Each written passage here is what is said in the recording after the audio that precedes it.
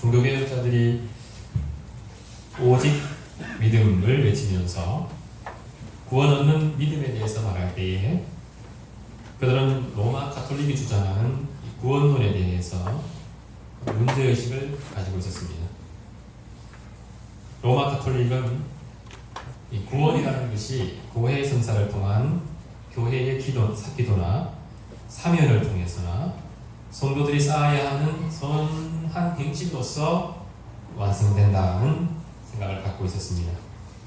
이에 대해서 종교개혁자들은 신자의 구원이라는 것은 교회의 권위에 의존되어 있는 것도 또 개개인의 선한 행실로 말미암는 공로에 있지 않다는 것을 분명히 하면서 오직 믿음으로만 구원에 이를 수 있음을 분명히 했습니다. 그러면서 구원에 이르게 하는 참 믿음은 무엇인지에 대해서 가르쳐 주었습니다. 교회에서 그런 경우는 잘 없지만 간혹 나는 구원받는다는 이런 믿음, 나는 구원받습니다 하는 그 믿음이죠. 그런 믿음이 있으면 충분하다고 생각되는 하는 분들이 간혹 있고, 교회 밖의 사람들은 무엇을 믿든지 자기가 신앙하는 대상을 잘 믿으면 본인들이 생각하는 이 구원에 해당하는 복을 받을 수 있으리라 생각합니다. 그런 분들이 많습니다. 예수님을 믿든 부처를 믿든 진리는 하나로 통한다고 해서 자신이 믿는 대상을 잘 믿으면 구원이라는 이 종착점에 다다를 수 있으리라 생각하고, 심지어 기독교 진영 내에서도 다른 종교에서도 구원이 있다고 말하는 경우가 있습니다. 이에 대해 우리 그리스도인들이 분명히 전제해 두고자 하는 바가 무엇입니까? 우리 그리스도인들은 오직 성경에 게시되어 있고 또 우리에게 제시된 구원의 방도만을 참되고 유일한 구원의 길로 받아들인다는 점입니다.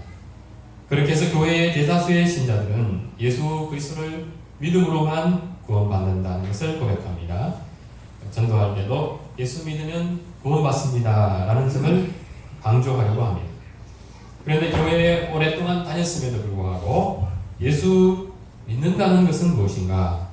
이런 질문을 던질 때 의외로 답하기가 쉽지 않다는 것을 느끼게 되고, 실제로 믿음이 무엇인가에 대한 성경적 지식이 부족한 경우가 많습니다.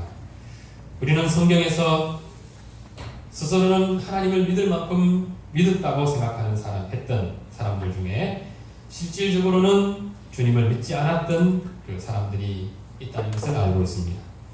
대표적인 사람이 이스라엘 초대왕 사울이었고, 또 신약 시대에는 예수님의 공생의 기간 동안 주님으로부터 회칠한 무덤과 같다고 책망을 받았던 바리새인과 서기관들이 등장합니다.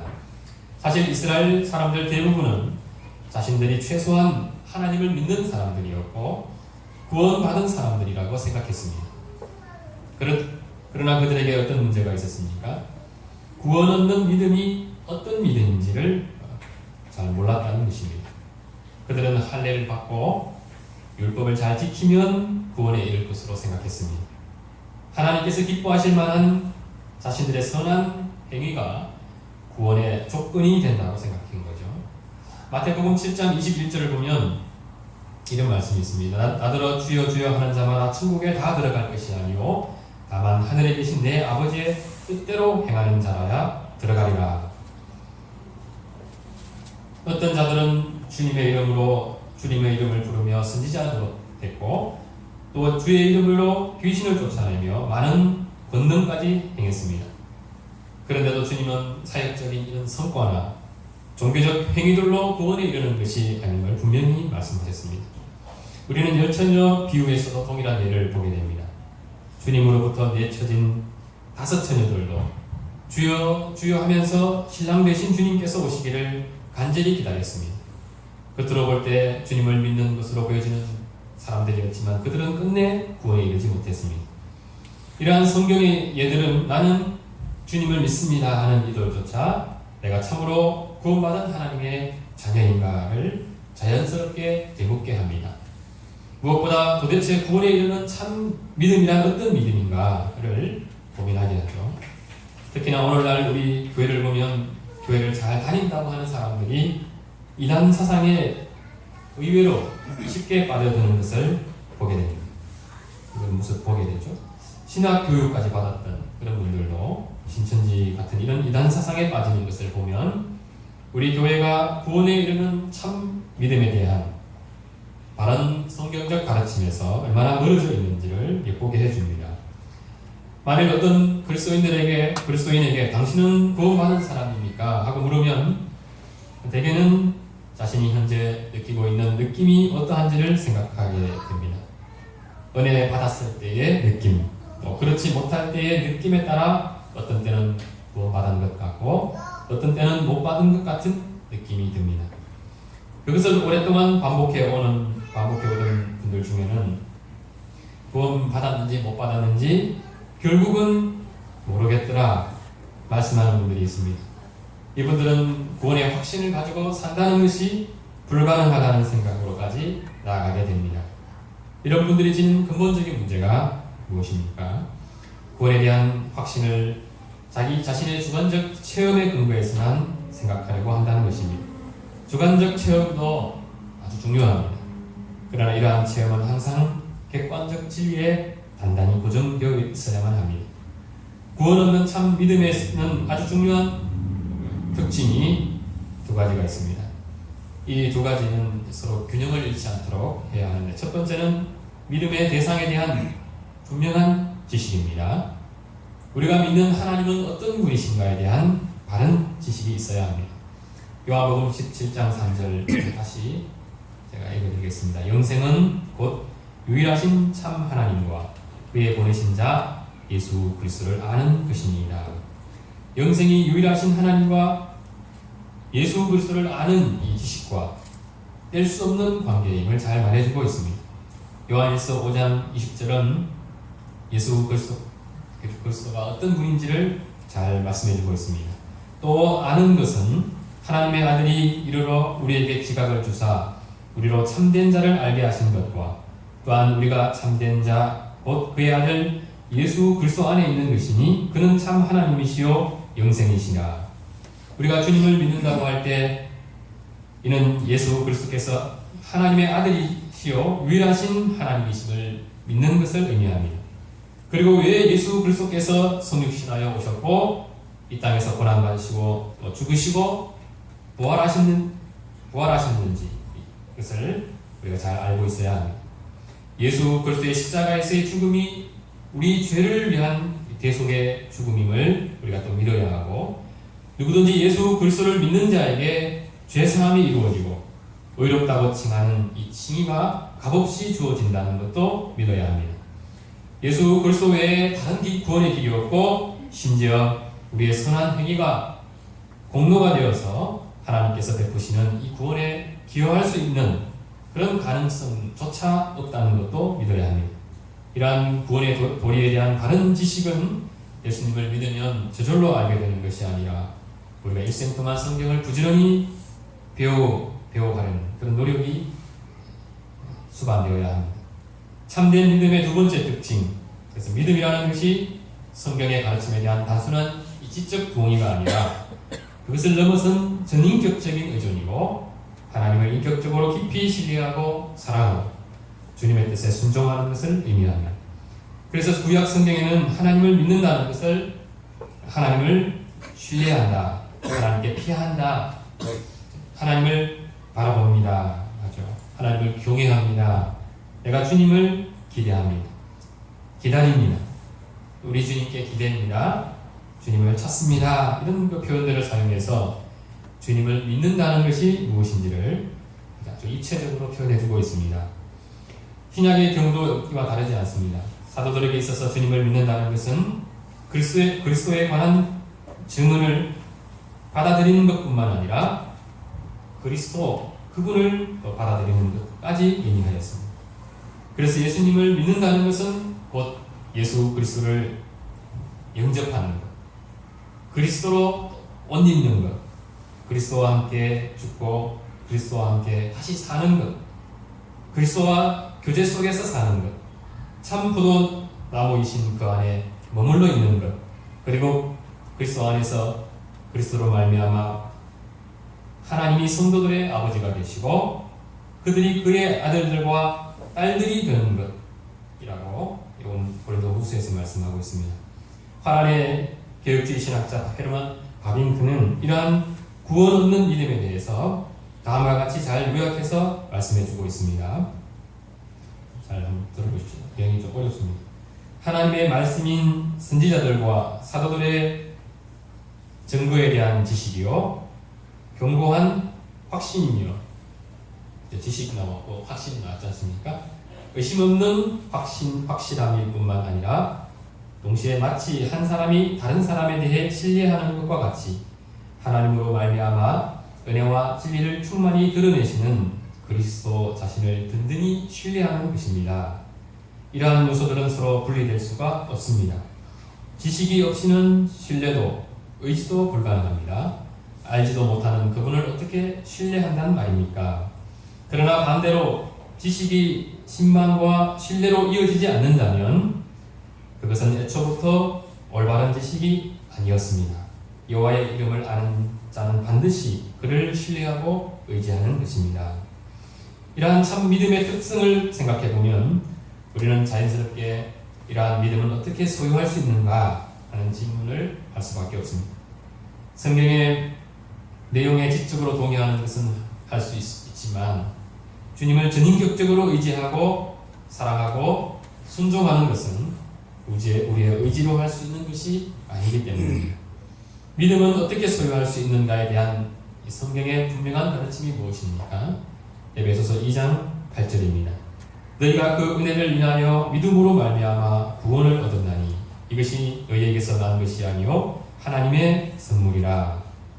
그리스도인들의 이 믿음은 하나님의 선물이고 중생한 자에게 자연스럽게 나타나게 되는 열매와 같습니다. 그리스도인들의 구원은 주님의 선택과 부르심에 달려 있습니다.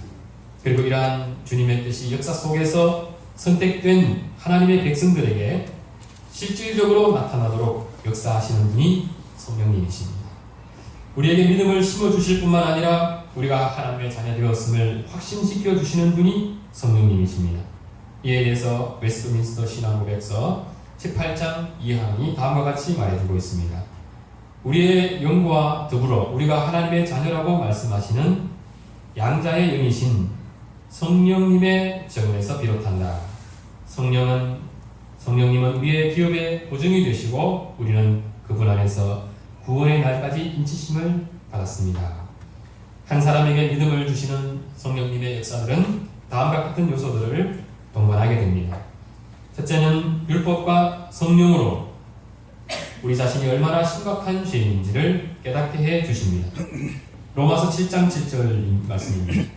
그런즉 우리가 무슨 말하리요 율법이 죄냐 그럴 수 없느니라. 율법으로 말미암지 않고는 내가 죄를 알지 못하였으니 곧 율법이 탐내지 말라 하지 아니하였다면 내가 탐심을 알지 못하였으리라. 시편 38편 4절은 이렇게 말씀합니다. 내 죄악이 내 머리에 넘쳐서 무거운 짐 같으니 감당할 수 없나이다. 우리의 죄의 심각성을 깊이 깨닫게 하시는 것과 함께 성령께서는 죄에 대한 심판이 있는 것을 알게 하시고 하나님께서 얼마나 죄에 대해서 진노하시는 분이신지를 깊이 깨닫게 도와주십니다. 그렇게 해서 나타나게 된 반응이 사도행전 2장 36절 38절의 말씀입니다. 그런즉 이스라엘 온 집이 정령할지니 너희가 십자가에 못 박은 이 예수를 하나님이 주와 그리스도가 되게 하셨느니라 하니라. 저희가 이 말을 듣고 마음에 찔려 베드로와 다른 사도들에게 물어가는데 형제들아 우리가 어찌하고 하면 성령의 역사로 말미암아 자신의 죄를 깨닫게 되는 것은 어떤 사람이 자신의 죄를 깊이 묵상하면서 깨달은 이 죄에 대한 인식과는 차원이 다른 것입니다. 성령님의 역사로 말미암아 우리 자신의 죄악됨을 발견하는 것은 성령님께서 우리 심령에 비추시는 거룩하고 영광스러운 빛 때문입니다. 그 빛 안에서 우리는 비로소 우리 자신이 얼마나 깊은 어둠에 속해 있는지를 보게 되고 그동안 신뢰할 만하고 또 의지할 만하다 생각했던 나 자신이 아무것도 아니구나 하는 것을 자각하게 됩니다. 거룩하신 주님 앞에서 죄로 말미암아 심판받아 죽을 수밖에 없는 자신임을 알면서 깊이 탄식하게 됩니다. 그렇게 절망 가운데 떨어지면서 그가 발견하는 것이 무엇이겠습니까? 예수 그리스도만이 유일한 소망이 되신다는 점입니다. 영생의 소망이 오직 주님께 있음을 인정하면서 주님을 찾게 되는 거죠. 초청하게 됩니다. 누가복음 23장 42절입니다. 가로되 예수여 당신의 나라에 임하실 때에 나를 생각하소서. 누가복음 18장 13절입니다. 세리는 멀리 있어서 감히 눈을 들어 하늘을 우러러보지도 못하고 다만 가슴을 치며 가로되 하나님이여 불쌍히 여기옵소서. 나는 죄인으로소이다 하였느니라. 이렇게 긍휼을 구하는 자에게 주께서 약속하시는 바가 무엇입니까? 시편 78편 38절입니다. 오직 하나님은 자비하심으로 죄악을 사하사 멸하지 아니하시고 그 진노를 여러 번 돌이키시며 그 분을 다 바라지 아니하셨으니. 시편 103편 8절입니다. 여호와는 자비로우시며 은혜로우시며 노하기를 드디하시며 인자하심이 풍부하시더라. 그래서 사도 바울은 이렇게 고백합니다. 긍휼에 풍성하신 하나님이 우리를 사랑하신 그 큰 사랑을 인하여 허물러 죽은 우리를 그리스도 예수 안에서 살리셨고 너희가 은혜로 구원을 얻은 것이라. 이러한 주님의 긍휼과 사랑이 자신의 죄를 깊이 깨닫고 절망하고 있는 자에게 베푸시는 그 은혜가 바로 사죄의 은총입니다. 내 죄사함을 받았느니라는 이 말씀을 주님의 긍휼에 기댄 그 영혼들에게 선포해 주시는 것이죠. 그렇게 해서 그리스도인들이 확신하게 되는 바가 바로 죄사함에 대한 확신입니다. 내가 죄를 사함받고 하나님의 진노와 심판에서 벗어났다는 점을 그는 확신하게 됩니다. 다윗은 시편 32편 4절에서 자신의 죄를 회개케 하시는 주님의 손길을 다음과 같이 표현했습니다. 주의 손이 주야로 나를 누르시오니 내 진에게 화하여 여름 가물에 마름같이 되었나이다.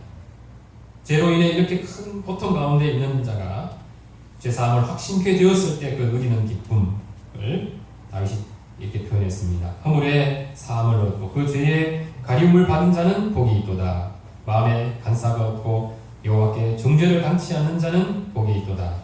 또 11절에서 이렇게 고백합니다. 너희 의인들은 여호와를 기뻐하며 즐거워할지어다. 마음이 정직한 너희들아 다 즐거이 외칠지어다. 성령님께서 베푸시는 이 은혜로 말미암아 이런 은혜를 받은 사람들은 주께서 나를 받아주시고 의롭다 해주시고 자녀 삼아 주셨다는 것을 깨닫게 됩니다. 고린도후서 5장 17절에 나타난 사도 바울과 같이 그런즉 누구든지 그리스도 안에 있으면 새로운 피조물이라 이전 것은 지나갔으니 보라 새 것이 되었도다 하는 것을 밝히 깨닫게 되고 이런 고백을 드릴 수밖에 없습니다. 그렇게 은혜를 받아 신자가 된 그리스도인들은 이제 구원에 대한 확신에 이르게 되는데 종교개혁자들이 이 구원의 확신에 대한 문제를 더 강조하게 된 것은 로마 가톨릭의 주장 때문입니다. 로마 가톨릭은 트렌트 종교회의를 통해서 구원의 확신을 가질 수 있다고 주장하는 자들은 저주를 받을지어다 이렇게 말할 정도로 이 문제에 대해서 아주 예민한 반응을 보였습니다. 이들은 예수 그리스도를 믿는 믿음에 하나님께서 인정하실 만한 신자들의 선한 그 삶이 추가되어야만 구원이 완성될 것으로 생각했습니다. 우리가 행한 삶이 하나님께서 인정하실 만한 것인지 아닌지를 아무도 확신할 수 없기 때문에 하나님께서 직접 계시해 주시기 전까지는 아무도 구원에 대해 확신할 수 없다는 것입니다. 이러한 가톨릭의 주장에 대해서 종교개혁자들은 오직 믿음으로의 구원을 주장하면서 그리스도인들은 구원을 확신할 수 있다는 점을 강조하게 됩니다. 우선 성령은 신자들에게 스스로를 성찰해 구원의 확신을 얻으라고 가르치고 있습니다. 바울은 고린도 신자들에게 너희는 믿음 안에 있는가 너희 자신을 시험하라고 말씀했습니다. 사도 베드로는 더욱 힘써 너희 부르심과 택하심을 굳게 하라고 권고했을 뿐만 아니라 그렇게 할 수 있는 방법도 제시합니다. 하나님과 구주 예수 그리스도의 의를 힘입어 보배로운 믿음을 함께 받은 신자들에게 믿음의 덕의 지식의 절제를 절제의 인내를 인내의 경건의 형제 우애를 형제 우애의 사랑을 공급하라고 권고했습니다.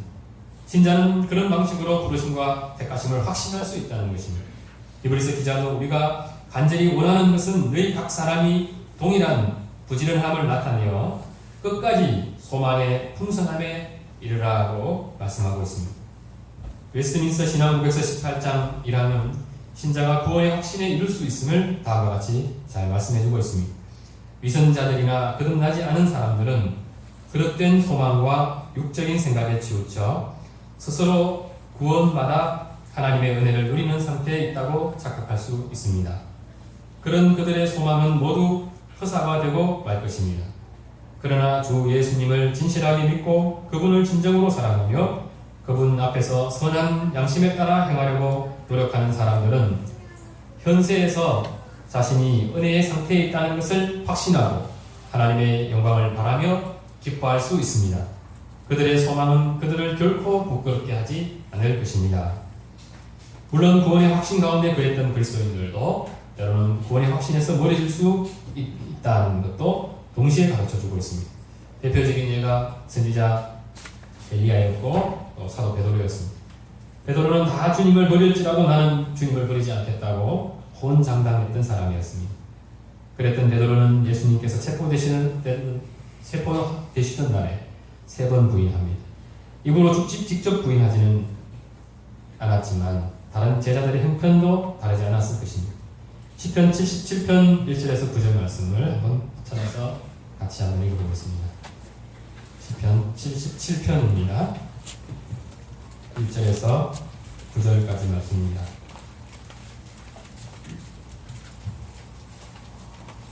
우리가 드리고 싶은 고백이 다윗을 통해서 잘 고백되고 있습니다. 한 절씩 9절까지 번갈아서 읽어보겠습니다. 내가 내 음성으로 하나님께 부르짖으리니 내 음성으로 하나님께 부르짖으면 내게 귀를 기울이시리로다.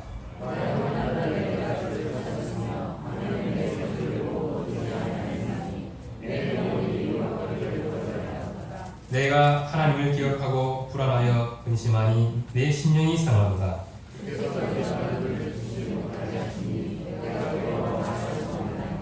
내가 옛날 곧 지나간 세월을 생각하였사오며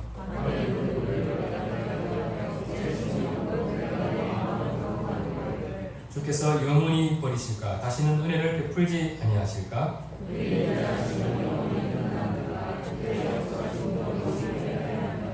9절을 같이 읽겠습니다. 하나님 그가 베푸실 은혜를 베푸시니라. 노하심으로 그가 베푸실 긍휼을 베푸시느니라 하였나이다.